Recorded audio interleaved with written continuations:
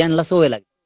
पुढच्या बातम्यांकडे वळूयात। अनिल देशमुखांनी चांदीवाल आयोगाच्या अहवालाची प्रत समोर आणलेली आहे। देशमुखांसाठी कोणतेही पैसे जमा केले नसल्याचं वाझेचं आयोगामध्ये उत्तर आहे। वाझेच्या आरोपानंतर देशमुखांनी चांदीवाल आयोगाचा अहवालच समोर आणलेला आहे। चांदीवाल आयोगाच्या अहवालामध्ये नेमकं काय आहे? प्रश्न असा आहे की वैयक्तिक कर्मचारी किंवा देशमुखांशी संबंधित असलेल्या कोणत्याही व्यक्तीनं तुमच्याकडे पैशांची मागणी केली आहे का? वाझेला प्रश्न विचारलेला होता आणि वाझेने त्याच्यावर उत्तर दिलं की माझ्याकडून वैयक्तिकरित्या नाही। पुढे प्रश्न असा विचारण्यात आला, देशमुखांनी किंवा त्यांच्या कार्यालयातून कुणी बार मालकाकडून पैसे गोळा करण्यास सांगितलं का? वाझेने त्यावर उत्तर दिलं की मला आठवत नाही। पुढे प्रश्न असा विचारण्यात आला, तुम्ही बारच्या मालकाकडून किंवा बारशी संबंधित लोकांकडून पैसे गोळा केले का? वाझेने त्यावर असं उत्तर दिलं की नाही।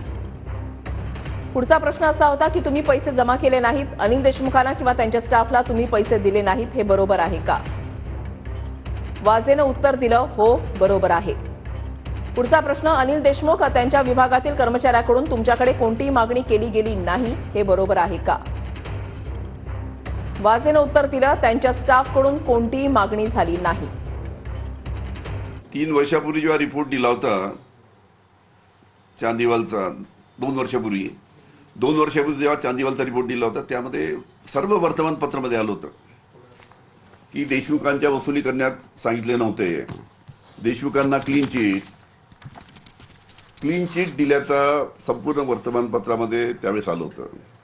मला आता क्लीन चिट मिळाली त्या रिपोर्टमध्ये, म्हणून सरकार तो रिपोर्ट जनतेसमोर आणत नाही।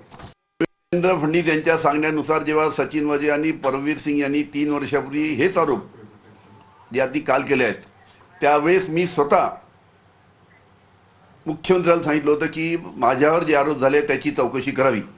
न्यायमूर्ती चांदीवाल यांनी 11 महिने चौकशी करून 2 वर्षापूर्वीच तो चौकशीवाल सरकारला दिलेला आहे। देवेंद्र फडणवीस यांना विनंती करतो, तुमच्या होम डिपार्टमेंटला तो अहवाल आहे, तो अहवाल जनतेसमोर आणावा अशी मी त्यांना विनंती